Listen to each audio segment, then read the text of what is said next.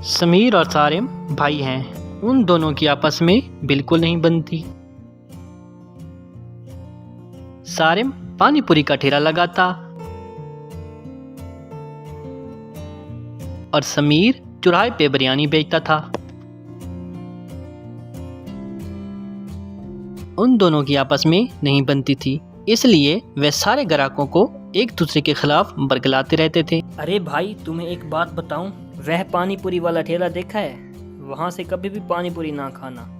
वह बहुत ही घटिया मसाले डालता है और जो भी खाता है बीमार पड़ जाता है। अरे ये देखो भाई, वो सामने जो समीर बिरयानी का ठेला लगाता है, उसे भूलकर भी कुछ ना लेना। बासी बिरयानी बेचता है, जो भी वो खाता है वो बीमार पड़ जाता है। अरे अच्छा हुआ आपने बता दिया, मैं तो अब कभी वह बिरयानी ना खाऊं। उनमें एकता न होने के कारण उनका धंधा बर्बाद हो गया था। अब उनको कोई ग्राहक नहीं आता। वे यूं सारा दिन खाली बैठे रहते। अरे क्या जी, आप आज भी कुछ पकाने के लिए नहीं लेके आए? बच्चे कई दिनों से भूखे हैं, ऐसे में क्या होगा? अरे चुप करो, तुम्हें पता नहीं है आजकल कोई बिक्री नहीं हो रही। मैं कहाँ से लाऊं ये सब? अरे आपका भाई तो खूब कमा रहा होगा, आप ही बस ऐसे हाथ पे हाथ रख के बैठे हैं। अरे नहीं नहीं, उन्हें भी कुछ नहीं बिक रहा, मैं सब देखता रहता हूँ। यूं एक दिन एक बुढ़े बाबा सारम के पानी पूरी ठेला के पास आया। अरे देखो बेटा, मुझे बहुत भूख लगा है, लेकिन मेरे पास पैसे नहीं हैं। देखो बाबा, अगर आपके पास पैसे नहीं तो कोई बात नहीं, मैं अभी आपको पानी पूरी देता हूँ। सारे मुझसे पानी पूरी खिलाया। वह पानी पूरी खाकर, देखो बेटा, तुम दिल के बहुत अच्छे हो, लेकिन तुम्हारा धंधा ना चलने का सिर्फ एक ही कारण है, तुम दोनों भाई मिलकर काम नहीं करते।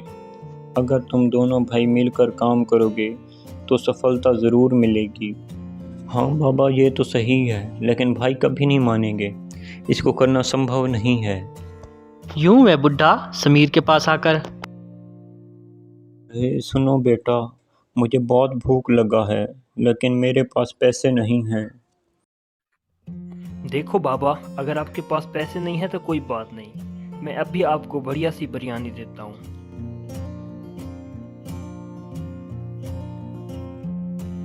बेटा मेरी नसीहत सुन लो, अगर तुम दोनों भाई मिलकर काम करोगे तो सफलता ज़रूर मिलेगी। ऐसे अगर लड़ाई झगड़े से काम किया तो बर्बाद हो जाओगे। अरे हाँ बाबा, आप कह तो बिल्कुल सही रहे हैं, मैं इस बारे में सोचता हूँ। इस तरह उस रात समीर सारम के घर गया। अरे देखो भाई, मेरे इस वक्त आने की वजह ये है कि मैंने सोचा है कि हम दोनों अब से मिलकर काम कर लेते हैं। ऐसे अलग अलग और लाड़ झगड़ कर करने का क्या ही फायदा। देखो, अगर हम मिलकर काम करते हैं तो खूब लाभ होगा। अरे हाँ भाई, मैं भी यही सोच रहा हूँ, लेकिन हम मिलकर करेंगे क्या?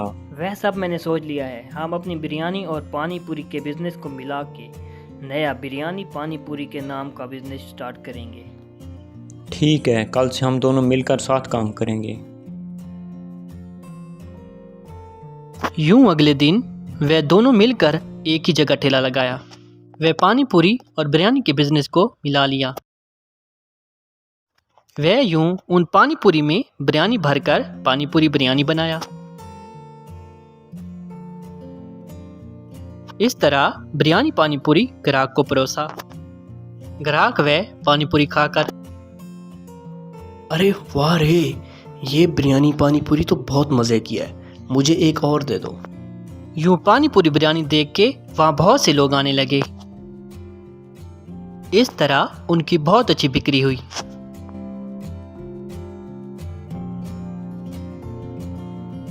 इस तरह वह इत्तेफाक से काम करे तो उनका धंधा बहुत खूब चला।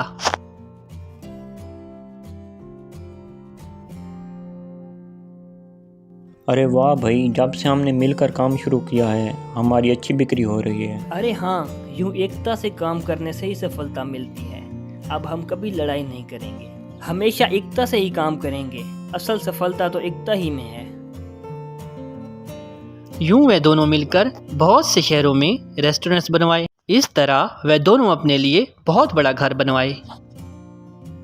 यूं वे हमेशा इत्तेफाक से और हंसी खुशी रहे।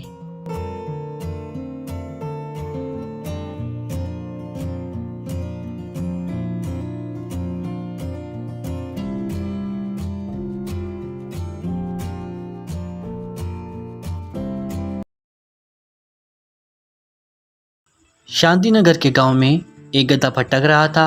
ये गधा कौन है और कहां से आया है, ये जानने के लिए हमें थोड़ा फ्लैशबैक में जाना पड़ेगा। गांव के करीब रात के वक्त आसमान से उड़ता हुआ एक पेड़ आया।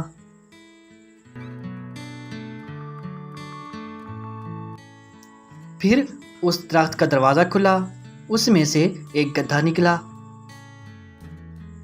फिर वह गधा गांव की तरफ चलने लगा।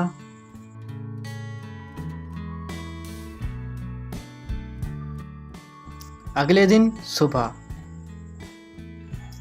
वह एक धनवान के घर गया और चलाने लगा।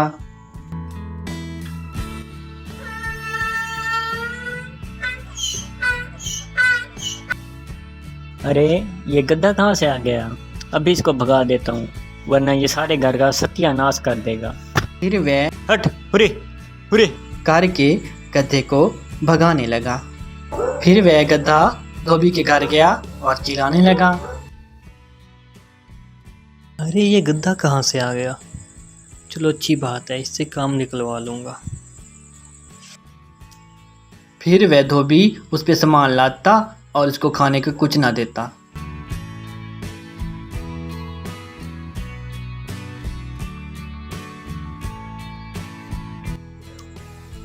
जब भी गधा खाना मांगता तो वह उसे पीटने लगता।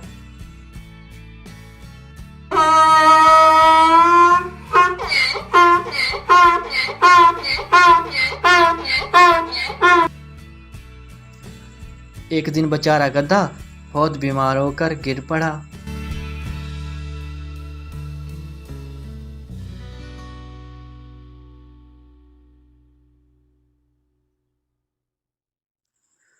अब वह और काम नहीं कर सकता था तो धोबी ने उसको मार के भगा दिया। उसी गांव में एक मानव नाम का धनवान रहता था और उसको शानू कह के एक बेटा था। शानू की मां की मृत्यु के बाद मानव ने एक कामली नाम की औरत से शादी कर ली। कामली शानू का ख्याल बिल्कुल भी नहीं रखती थी और ना उसे खाना सही से देती थी, लेकिन मानव के सामने हमेशा अच्छा बनने जैसा दिखाती थी।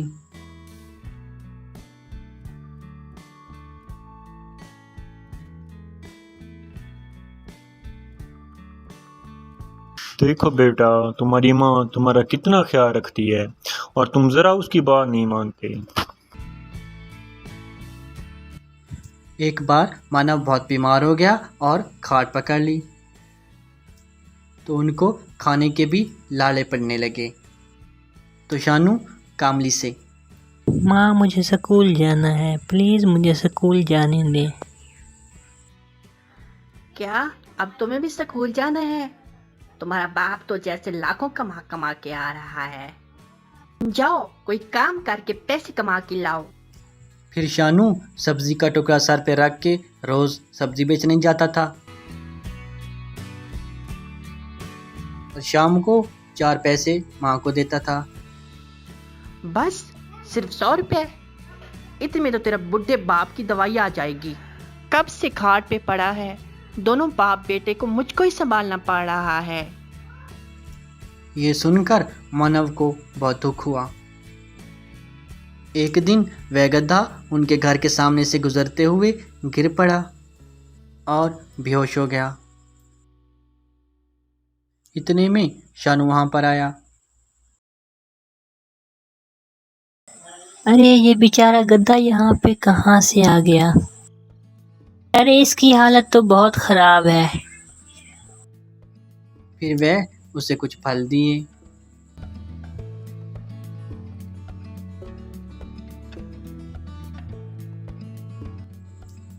शानू रोज उस गधे को खाना खिलाने लगा।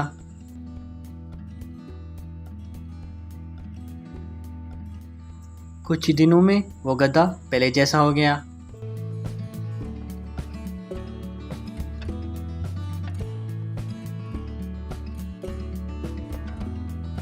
अब तुम ठीक हो गए हो, चलो मैं तुम्हें जंगल में जाके आज़ाद कर देती।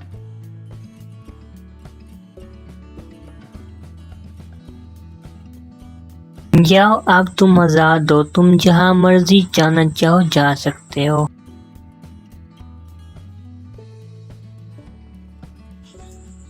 बेटा शानू, मैं कोई आम गधा नहीं हूँ, मैं एक जादुई गधा हूँ।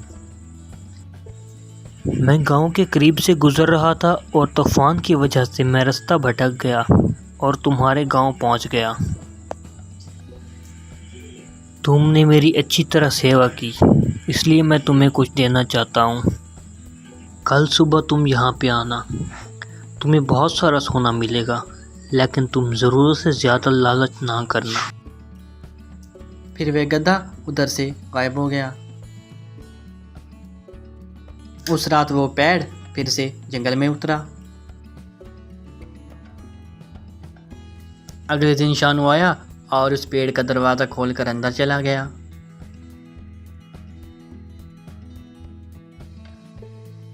वहाँ पर बहुत सारा सोना था और दरख्त भी सोने के थे।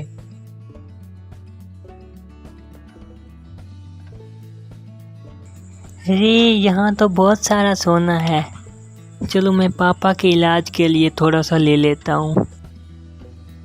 पापा के इलाज के लिए इतना काफ़ी होगा। फिर वह घर आकर सब माँ को बताया तो कामली, क्या उधर इतना सारा सोना था और तुम सिर्फ ये लाए? मुझे बताओ कहाँ पे, मैं अब खुद जाऊंगी, वहां सारा सोना लेके आऊंगी। फिर कामली खुद उस पेड़ के अंदर चली गई और वहाँ पर सारा सोना इकट्ठा करने लगी और दरख्तों को भी काटने लगी।